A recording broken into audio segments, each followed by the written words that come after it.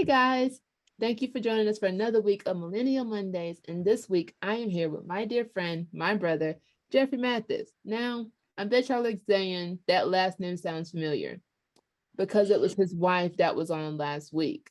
So I actually met Jeff before I met TK because him and my husband were serving in the same unit. And lo and behold, I met his wife and then we became a happy family. So, Jeff, tell us a little bit more about yourself.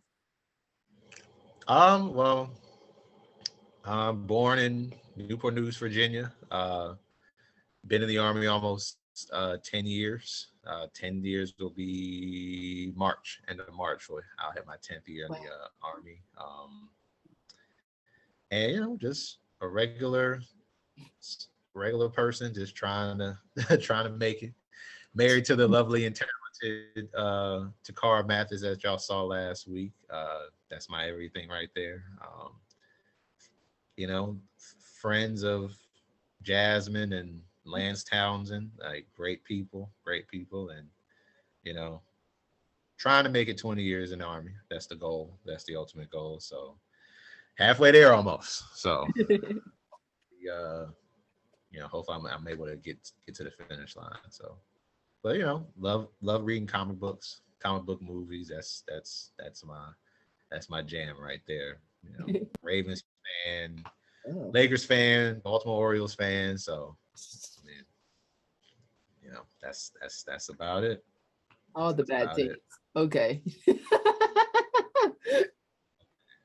it. Starting this Sorry. off great. Yeah, it's a joke because you already know I'm from Georgia. Other than the Bulldogs for the past couple of years and the break last year, I mean, it's a joke. So yeah. Uh, So you already know if y'all been watching these videos, y'all know what the first question is going to be because I keep getting a different answer. So I'm going to keep asking the same question. So, Jeff, what does being a millennial in ministry mean to you? um, uh, now I know I seen that in the other videos. And I was trying to think best way to answer this. Um, because I'll just tell you the first thing that popped in my head is like a millennial, and it's just is different than like the church. It's how certain things in the church is different because of what has transpired in this millennial generation with technology and things like that. Like we were just at church on Sunday, and they have normally tithes and offerings envelope or cash, but Yeah. now they got a cash app. they have they they they have displayed on the screen like, hey, if you don't have, Yeah. because a lot of people aren't carrying paper money nowadays. Right. It's all electronic. So hey, we'll adjust to that, and we got a cash app. We have a website. You can donate. You can Yeah. give your thousand offering there, and it blows my mind. I'm like, I'm so used to Right. just having a couple of dollars or having paper money to pay, and then now everything's electronic. Yeah. Now people, that's one thing. Another thing, Bibles.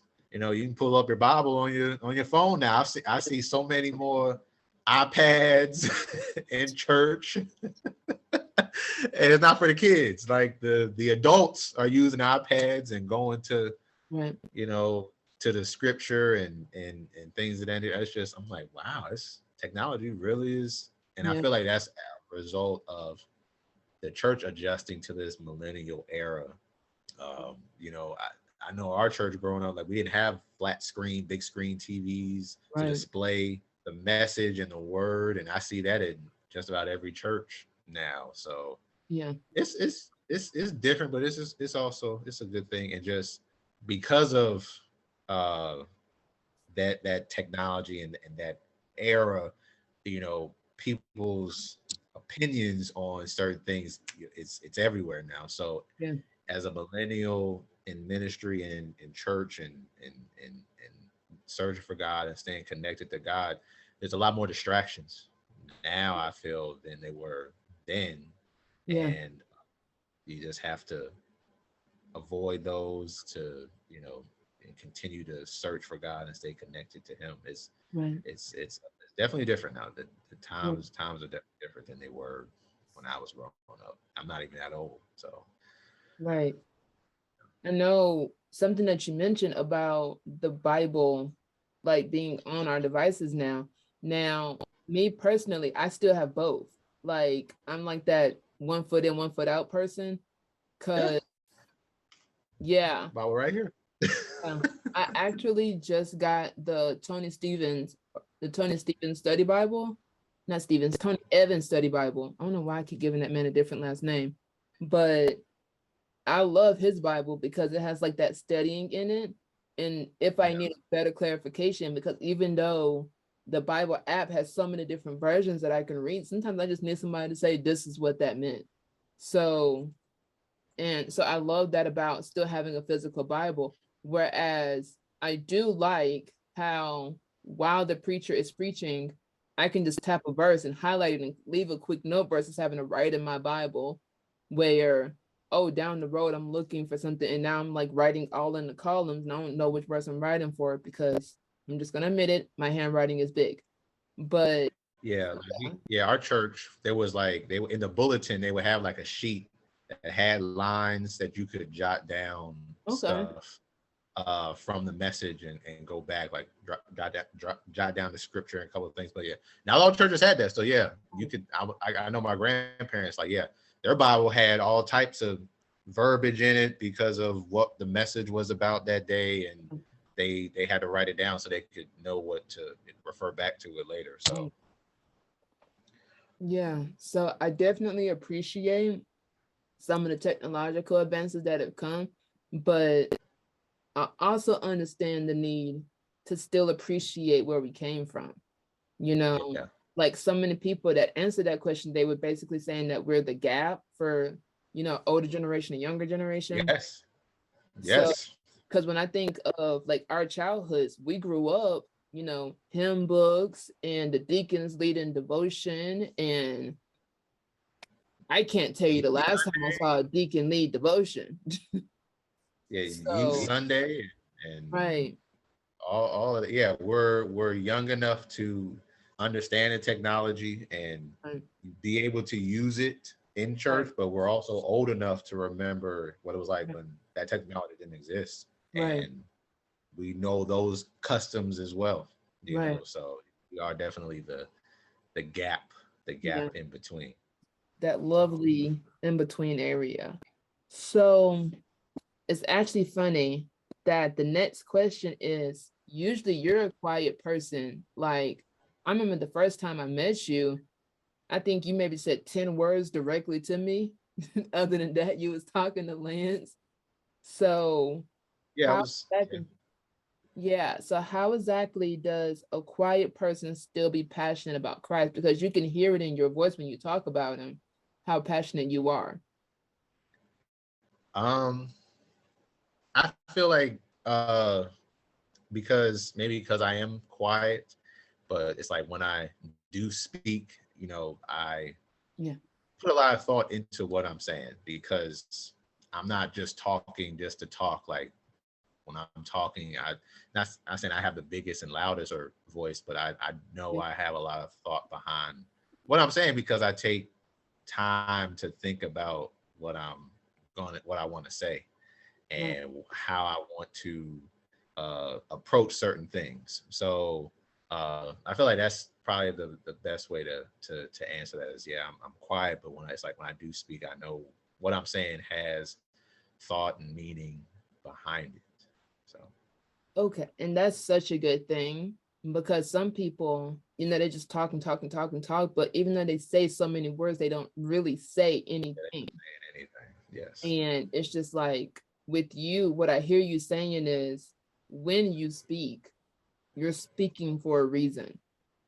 So there was thought processes that came before the words literally came out of your mouth. And that's so good and such a good thing to practice because some people, myself included, sometimes just need to sit it down somewhere. But so now I'm going to ask more about, your job because as I mentioned earlier, you are in the army. And do you find that it's hard now to find a good church every time you move, or do you fairly have a good idea of what you're looking for when you go? Um, so yeah, I actually have thought about this. It's for me, like it is difficult to necessarily commit to a church because I know I'm gonna be leaving in a couple of years. So Yeah, it is very difficult, especially growing up. I was at one church right, pretty much my whole life. So I, those people, the deacons, the deaconess, the pastor, the usher, they literally see me grow up. Like I was just there this past Christmas, me and my wife, and it was like, oh my gosh, it's so good to see you. I remember when you was this tall. And so to compare that to the military, where every 2-3 years, right, four if you are lucky, right, like you're on the move. So right, it is difficult. And so, especially now being married, I have to take not just how I'm feeling about a church, but also my wife. So it is difficult to find something because not only am I trying to fulfill my needs of right, what I'm looking for in a church, but she needs to have her needs met as well, and our needs together as a couple need to right, be met as well. Now all of that goes into uh consideration when you're trying to find a church for you and right, your spouse. So it is difficult. It really is, and so we just try to do our best to do the best we can in finding a church and going to church. At least might not be something a place that we might not want to commit to long term, but if at least if we can just get a message, get something from that church to we can put into our spirit and allow us to continue on this journey of life, then right, that's something I can deal with, I can settle with for right now. And not just church outside, church online, right, things of that nature, just any way you can to get the word. I mean, there's Bible plans that me and my wife go through on our phone every day. You know, different plans that deal with different things: anxiety, fear, yeah, depression, marriage, things of that nature. So we do those as well. So it is difficult with the military, but we do the best we can. That's the best we can do, is just do the best we can. So right. And something that you said, y'all still go to church. Because so many people, they join the military and then they just say, well, you know what, I'm not gonna be here that long anyway, so what's the point of me going? And then they just not do anything. So what it seems like y'all are doing is y'all are still going to a church. Y'all may not commit to that church and become members, but y'all are still going. And then y'all are doing the Bible plans. Now, the Bible app, I know the app says Bible, but it's like U version or something like that. The Bible app that I have, and those plans, you can literally find a plan for what you're going through. And Mhm. then you can find some plans that maybe you're not going through it, but you just want more information. And that's what I love about that app, which goes back to what you were saying earlier about the technology. So times like this, the technology is greatly appreciated, especially when it's like, well, what do I do now? So this is better than nothing at all. So the best that you can do is the best that you can do. So, yeah. Absolutely, absolutely. All righty. Two more questions to go. Told you it wouldn't take long. I'm here. So, I'm here. how important is it to you to have your own relationship with God? Like your own personal relationship with Him? Uh, well, it's extremely important, Yeah, because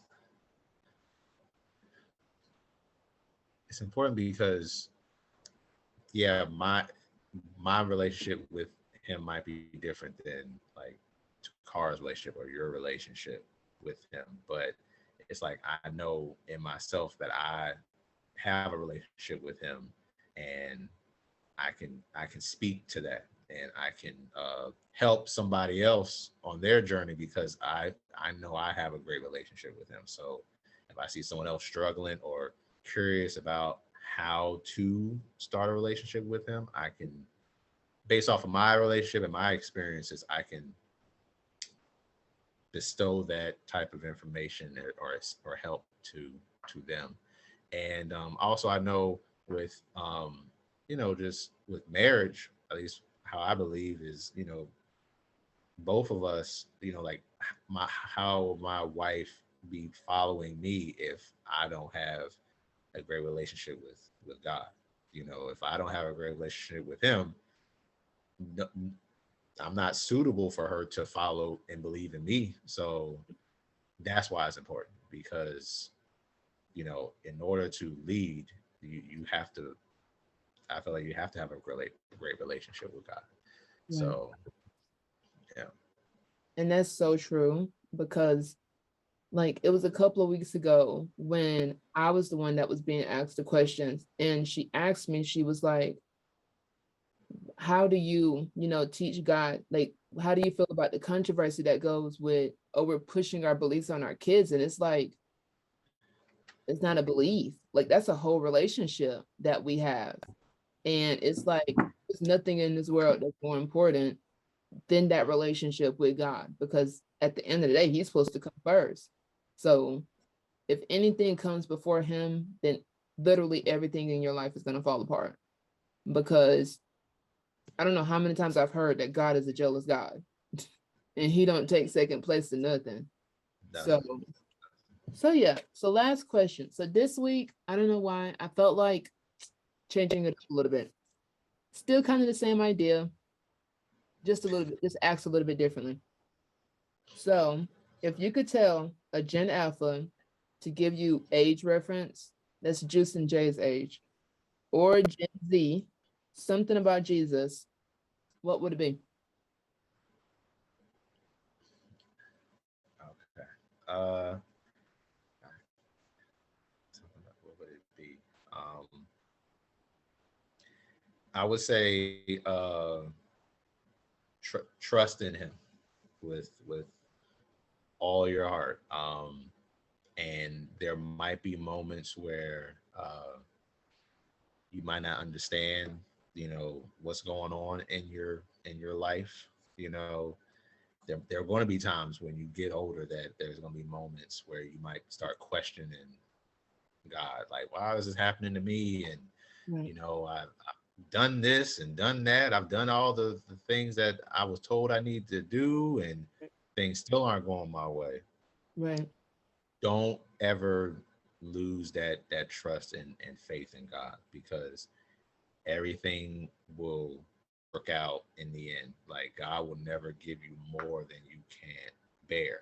mm, So trust in Him with everything.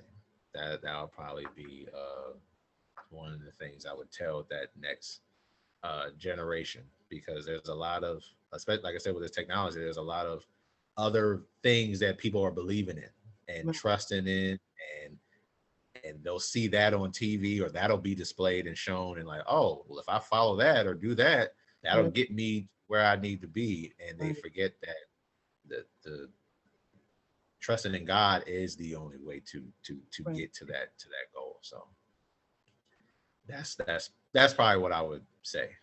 Ooh, I love asking that question last. I think that's going to be a new rotation because when I Okay. say that was just a mic drop, so per usual, y'all already know this is Millennial Mondays, and we love you guys, and we'll see you for the next episode. Bye.